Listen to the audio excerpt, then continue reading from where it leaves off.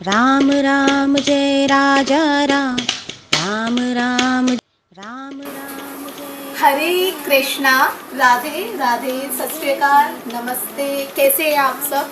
Vrindavan colours channels में आप सबका एक बार फिर से स्वागत है। जी हाँ, आज हम फिर से एक रामायण की अनसुनी कथा पर चर्चा करने जा रहे हैं।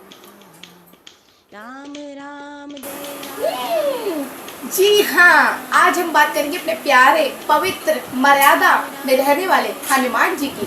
बिना हनुमान जी के लिए रामायण अधूरी है। जिस प्रकार हनुमान के लिए राम जरूरी है, उसी प्रकार रामायण में हनुमान जी के बारे में बताना सबसे ज्यादा जरूरी है। राम। कुंजी कस्तली नामक एक अप्सरा थी, जिसे एक ऋषि ने श्राप दिया। श्राप के फलस्वरूप उनका जन्म वानर कुंजराज की पुत्री अंजना के रूप में हुआ। अंजना बहुत सुंदर थी और अंजना के पास एक खूबी थी। वो खूबी क्या थी? वो अपना शरीर का रूप कभी भी बदल सकती थी। अब अंजना की शादी एक केसरी के साथ हुई। जब उनका विवाह हुआ तो उन्होंने एक मानव रूप धारण कर लिया। अब अंजना इतनी खूबसूरत थी और पर्वतों में घूमती रहती थी। जब वो पर्वतों में घूमती थी तो उनको देखकर वायुदेव मोहित हो गए।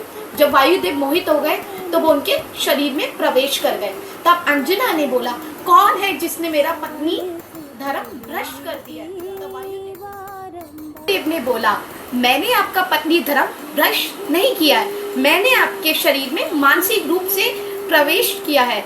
मेरे वरदान के फलस्वरूप आपको एक पुत्र की प्राप्ति होगी जो पराक्रमी होगा। अब ये बात सुन के अंजना बहुत खुश हो गई और उन्होंने पर्वत की कंदराओं में एक पुत्र को जन्म दिया। वो पुत्र और कोई नहीं, हमारे हनुमान जी हैं। हनुमान जी कहा जाता है, जब हनुमान जी का जन्म हुआ उसके कुछ ही समय पश्चात या कुछ ही दिनों के पश्चात उन्होंने उगते हुए सूरज को देखा और उन्होंने उसे एक लाल फल समझा और उसे खाने के लिए 3000 योजन की लंबी छलांग लगाई। अब खाने के लिए तो उन्होंने उसे फल समझ लिया था, लेकिन थे तो वो सूरज देवता। अब सूरज देवता के प्रभाव से हनुमान जी फिर से आकर गिर गए। अब हनुमान जी थे जिद्दी, उन्होंने फिर से छलांग लगाई। ये देख के इंद्र देवता क्रोध हो गए और इंद्र देवता ने अपना ब्रज हनुमान जी के ऊपर फेंक दिया, जिसके परिणाम स्वरूप हनुमान जी एक पर्वत से टकरा गए। पर्वत से टकराने के बाद हनुमान जी की बाएं पैर का ठुड्डी टूट गया, हिस्सा टूट गया। इसलिए हनुमान उनका नाम पड़ा। हनुमान का अर्थ है जिसकी ठुड्डी टूटी हुई होती है। अब ये बात जमजान जी ने हनुमान जी को बोली कि अब मेरे अंदर हिम्मत नहीं रह गई है, अब मैं वृद्ध हो चुका हूँ। कृपा करके सीता माँ को छुड़ाने का काम आप कीजिए, आप शक्तिशाली हैं। और हनुमान जी को जब इंद्र देवता ने वज्र से मारा था तो हनुमान जी के प्राणों का अंत नहीं हुआ था।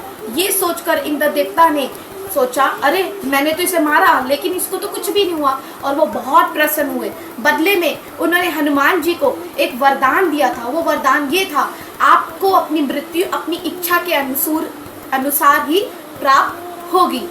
अब वायुदेव ने जब ये देखा था कि उनके पुत्र को वज्र से मारा गया तो बहुत गुस्सा हुए। उन्होंने तीनों लोकों में वायु को फैलाना शुरू कर दिया, जिसके कारण अब सभी देवी देवता परेशान हो गए।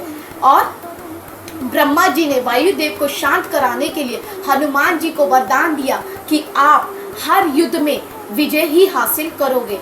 ये बात जामजवान जी ने हनुमान जी को बोली और कहा, अब आप जाइए और सीता माँ को सिर्फ आप ही छुड़ा सकते हैं। अब हनुमान जी अपनी प्रशंसा सुनकर इतना खुश हो गए और उन्होंने अपनी प्रशंसा में कहा कि मैं चाहूँ तो मेरू पर्वत के 1000 परिक्रमा कर सकता हूँ। मैं चाहूँ तो उड़ते हुए गरुड़ के 1000 परिक्रमा कर सकता हूँ। और मेरे लिए लंका को उठाना कोई बड़ी बात नहीं है। ये सुनकर सभी वानर खुश हो गए और सभी वानरों ने प्रतिज्ञा ली कि हम एक पैर पर खड़े रहेंगे जब तक कि हनुमान जी सीता मैया को वापस लाने की खबर नहीं लाते हैं। इस कथा से हमें पता चलता है कि कितनी एकता, कितनी पवित्रता और कितना लगाव था हनुमान जी में राम के लिए। और वानरों में कहने के लिए वो एक वानर थे, लेकिन थे वो भगवान के शुद्ध भक्त। राम इतना पवित्र नाम है और हनुमान जी राम नाम का हमेशा उच्चारण करते रहते हैं, जिसके परिणाम स्वरूप उन्होंने हर कार्य को बड़ी आसानी से कर लिया। हरे कृष्णा।